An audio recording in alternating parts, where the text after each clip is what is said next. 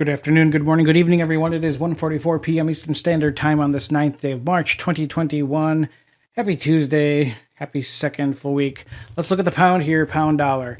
So we've got a really nice pullback down here. We're actually below the, we've had, well, unless something changes, this will be the third day, but otherwise we've had 1, 2, 3 days, at least. Today could be 4, closes below the daily Kijinsen, which is very flat.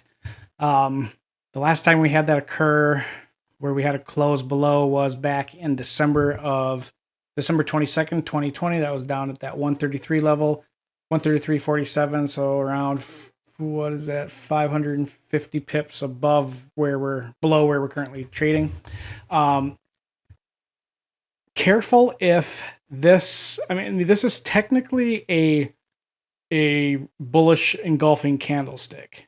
And we also see a couple things here that are bullish on the daily. First is where the RSI is at. The RSI is at, it looks like we've bounced right off of the 45 level, which means that if that holds a support, then we're just going to continue ranging higher. We also see the shared trough structure in the composite index with the RSI, and the percent B is banking off the 0.2. I'm a little iffy on how much higher this can go still because, again, going back to the weekly chart, this is ripe for a drop and a retracement, and at least down test the Kijinsen, which we have not tested since we broke above it last time back in September of 2020. So this guy's definitely more than likely going to come back down to test the 134.75, which again that's about, we'll just say 500 pips to the south. The RSI is it's not really anywhere dangerous. It's kind of in a consolidation zone, but the percent B has dipped down below and it's showing continued movement to the south. And then we also see the percent B. Let's say the percent B up here. This is the composite index, is the middle one right here. And then we have the percent B. Everything's kind of indicating some movement to the downside. We haven't even had a daily close a weekly close below the Tenkan-sen since last week of October 2020. So this is likely to move to the south. On the weekly chart, we currently have an inside bar. An inside bar is where you have the entire range of the current candle trading within the high and the low of the prior candle. So this could very easily just stay like this for the rest of the week, which is kind of a good thing in a way, because when you have an inside bar, you have a clear level to look for going long and short off of. Pound yen. Man, this is just continuing. This is ridiculous. This is there are some forex brokers who this week's candle is actually green on the close. I mean, count how many candles there are in January so far,